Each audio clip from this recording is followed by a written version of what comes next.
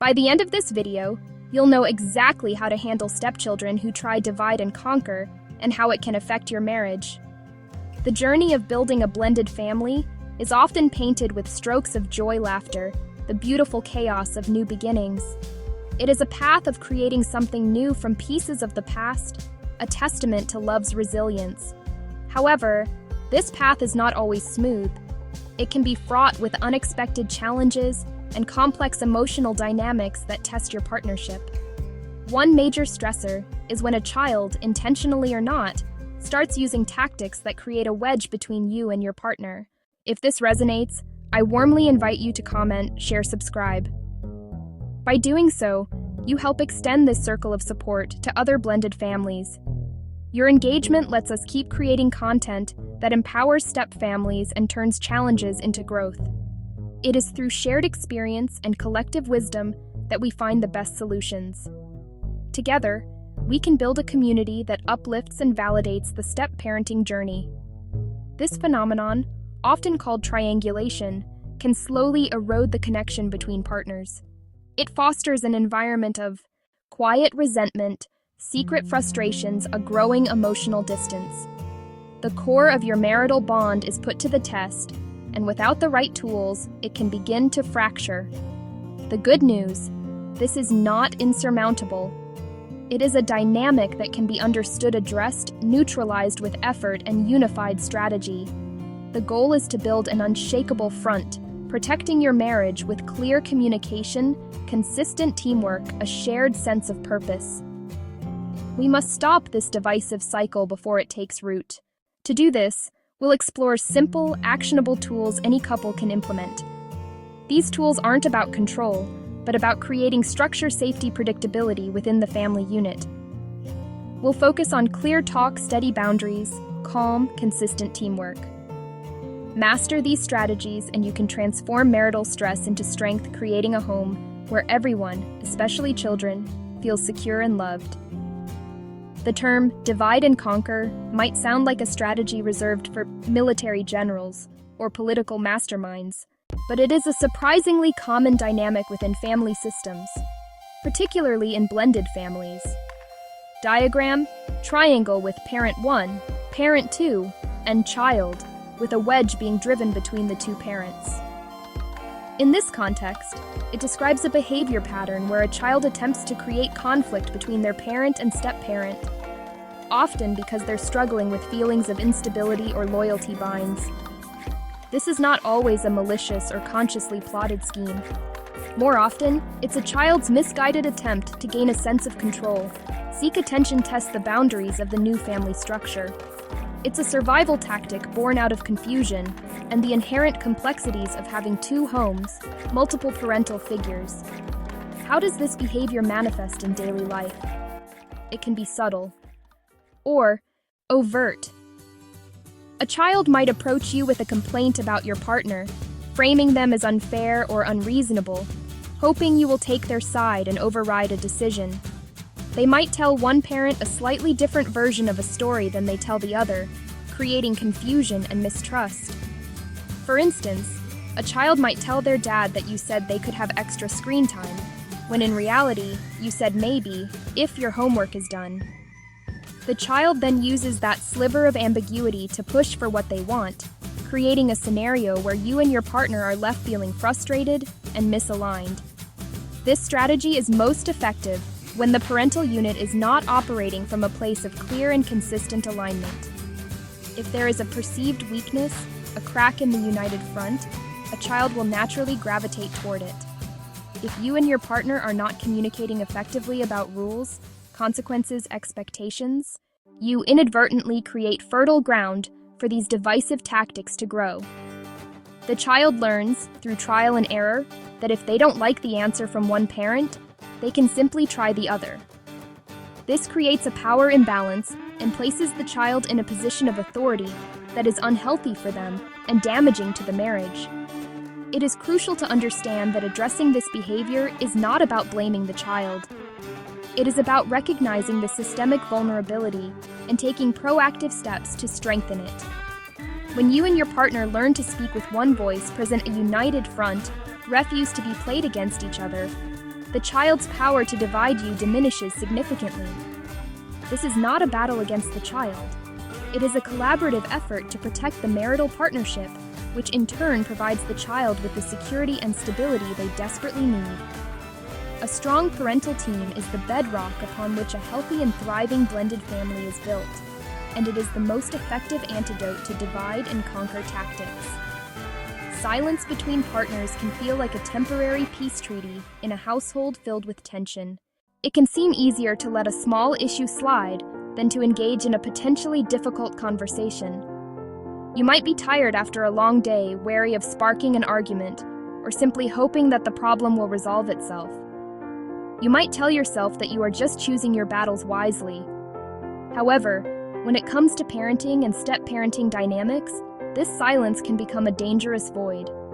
It is in this unspoken space that triangulation, the core mechanism of divide and conquer, finds the oxygen it needs to flourish. Silence is not neutral. It is an invitation for boundaries to be tested. When parents avoid talking openly about rules, discipline daily expectations, children, with their natural curiosity and desire to understand their world, will inevitably begin to test the limits. They are like little scientists, constantly running experiments to see what the variables are. The foundation of a united front is built in private. Away from the immediate pressures and watchful eyes of the children, the first practical step is to schedule a calm, dedicated time to talk with your partner. This should not be a conversation you have in passing while rushing out the door, or when you are both exhausted at the end of the day. Find a moment when you can give each other your undivided attention, even if it is just for 15 minutes, 20 minutes. The goal is to keep the conversation focused, positive, and forward-looking. Start by affirming your shared goals for the family. What kind of home environment do you both want to create? How will you actively support each other in making that vision a reality? During this private planning session, your task is to agree on a small number of clear, non-negotiable household rules. It is essential to resist the urge to create a comprehensive, exhaustive list of every possible infraction. That approach is overwhelming and difficult to enforce. Instead, focus on the top 3 core principles that will have the biggest impact on your family's harmony. For example, you might decide on these 3 foundational rules. We will speak to everyone in this house with kindness and respect. We will honor the established bedtime and screen time rules consistently. We will always check with each other before agreeing to change a plan or a rule. Once you have agreed upon these core rules, the next step is to write them down. This simple act of putting pen to paper solidifies your agreement and transforms it from a vague idea into a concrete plan. Keep this short list somewhere that both of you can see it regularly, such as taped to the inside of a kitchen cabinet or saved as a note on your phones. This written record serves as a physical reminder of your commitment to each other and to the plan you have created together. It is your shared blueprint, a reference point you can both turn to when you feel uncertain or when the pressures of daily life begin to mount. This initial private plan is not about creating a rigid, authoritarian household. It is about establishing a baseline of predictability and fairness. It is about you and your partner getting on the same page so that you can lead your family with confidence and unity. This short list of main rules becomes the backbone of your parenting strategy. Once you have your private plan, the next powerful tool in your arsenal is the unified script.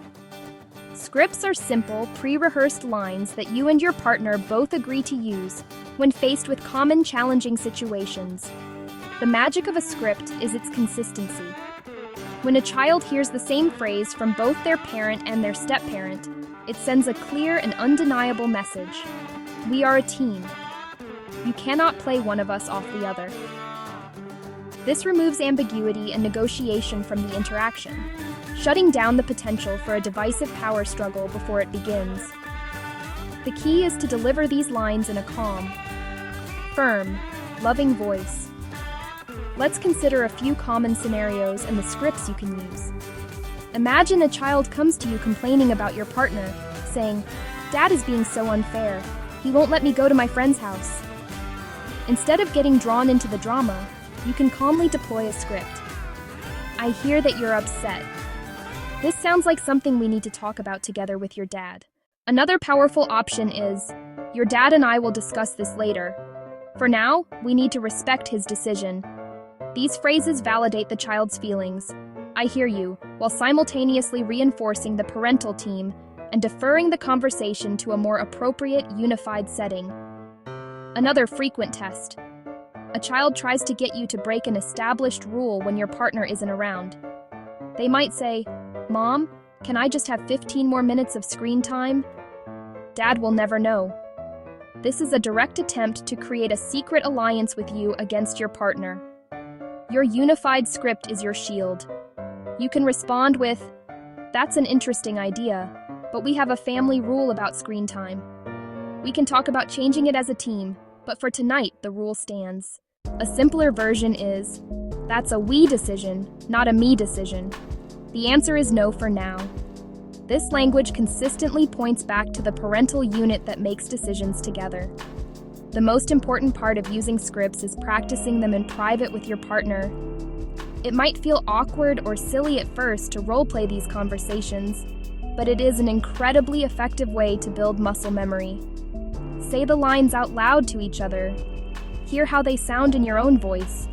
Adjust the wording slightly to make it feel natural for both of you. The more you practice, the more confident and prepared you'll be when a real-life situation arises. This preparation ensures that in a moment of tension, you won't default to old patterns.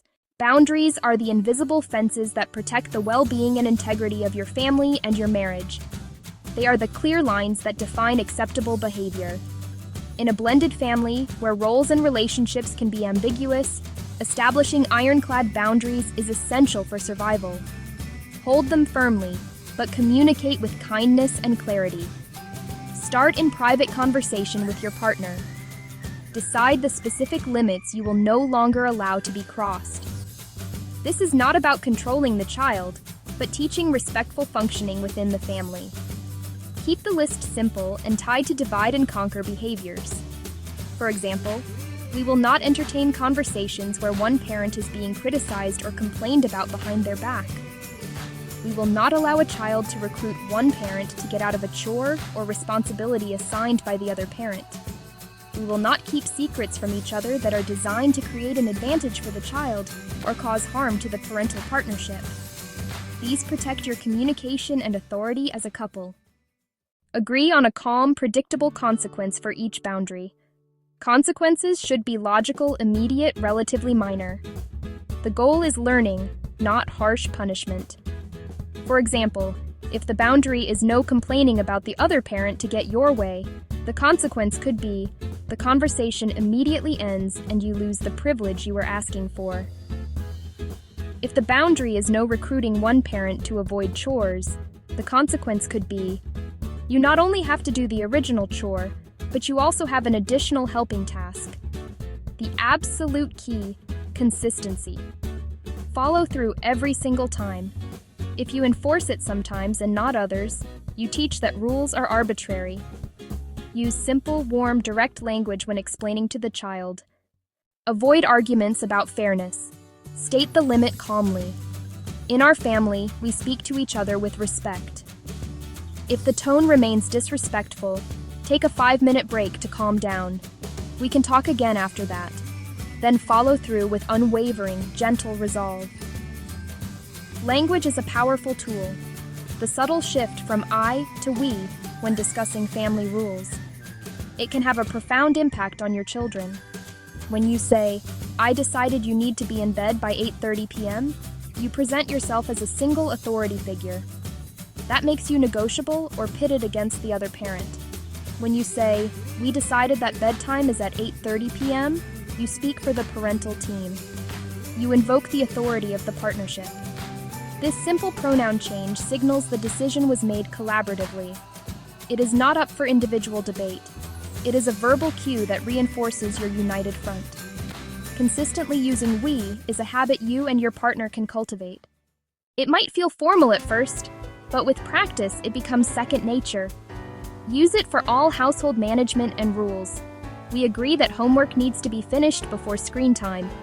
We would like you to put your laundry in the hamper. We have a plan for chores this weekend.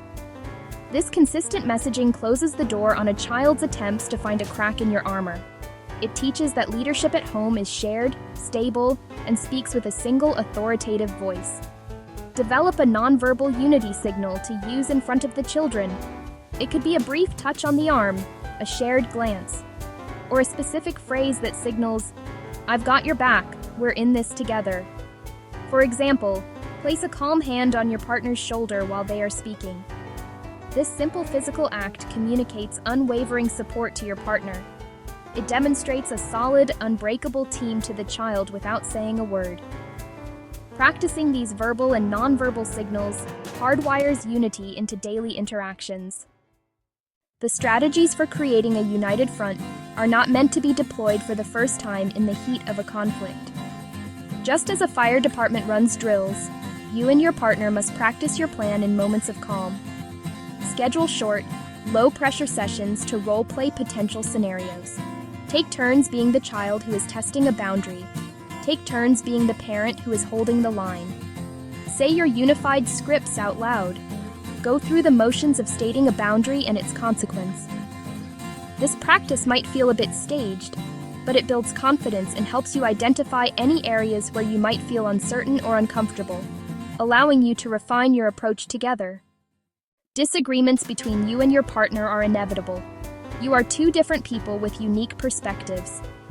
The crucial rule is to never argue about parenting decisions or disagree about a rule in front of the children. If your partner makes a call that you do not agree with, your role in that moment is to support the team. Later, in private, you can and should discuss your disagreement. You can say to your partner, "Can we talk later tonight about what happened with the screen time issue? I had a different perspective on it." This protects the child from being placed in the middle of adult conflict and prevents them from feeling the need to choose sides. Even with the best plans, there will be times when one of you falters. You might be exhausted and react poorly, or you might accidentally undermine your partner in a moment of weakness. When this happens, the concept of repair is essential. A repair is a deliberate action taken to mend the small tear in your partnership. It can be as simple as a sincere apology to your partner later that evening. "I'm sorry I contradicted you in front of Michael today. I was tired and I didn't handle that well. We are a team, and I'll do better." A repair can also be a note of thanks, a hug, a quick private huddle to recommit to your plan for the next day. These small acts of practice and repair are what keep your bond strong and resilient. They are the maintenance work that a strong partnership requires. By practicing your unified responses, you prepare for future challenges. By committing to handling disagreements in private, you protect the children's sense of security. And by quickly and sincerely repairing any missteps, you show each other, and model for the children, that your connection is more important than any single disagreement.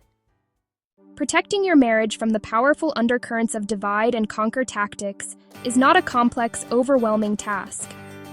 It is, however, steady and intentional work. It is a commitment that begins with a simple private conversation between you and your partner, a shared decision to stand together as a team. This journey gains momentum as you arm yourselves with clear, unified scripts, forge ironclad boundaries that are held with kindness and held with unwavering resolve. The strength of your union is solidified through calm, consistent enforcement, and the grace of quick, sincere repairs when things inevitably go off track. You do not need a complicated psychological degree, just a simple plan and a deep commitment to each other. When you and your partner learn to speak as one cohesive unit, the very nature of triangulation begins to change. The behavior loses its power because it loses its effectiveness. A child who learns that their attempts to create a wedge are consistently met with a calm, unified response will eventually stop trying. They learn that the parental team is solid. In place of the chaos and instability that fuels divisive behavior, your marriage becomes the steady, reliable center of the family. This unwavering core provides a profound sense of safety and security that allows every member of the family, especially the children, to relax and thrive. This work is a practice, not a one-time fix. There will be good days and there will be challenging days. The key is to keep returning to your simple plan. In private, choose your 3 core rules. Practice your 3 main scripts. Agree on your consequences. Remind each other to use we language. Offer a quick repair when there is a rupture. These small, consistent actions, compounded over time, are what build an unshakable marital fortress. Your consistency is the message. Your unity is the solution. You and your partner have the power to change this dynamic, one small, unified step at a time. Remember that you are not alone on this journey. Countless blended families face this exact challenge and emerge stronger on the other side. If the steps and strategies outlined here have provided you with a sense of hope or a clear path forward, please comment, share, subscribe. Your engagement helps this community grow, bringing support to others who need it. Continue to practice these steps with patience and love for yourself, for your partner, for your children. You absolutely can do this. Your marriage can be and deserves to be the unshakable, loving home your entire family needs and craves.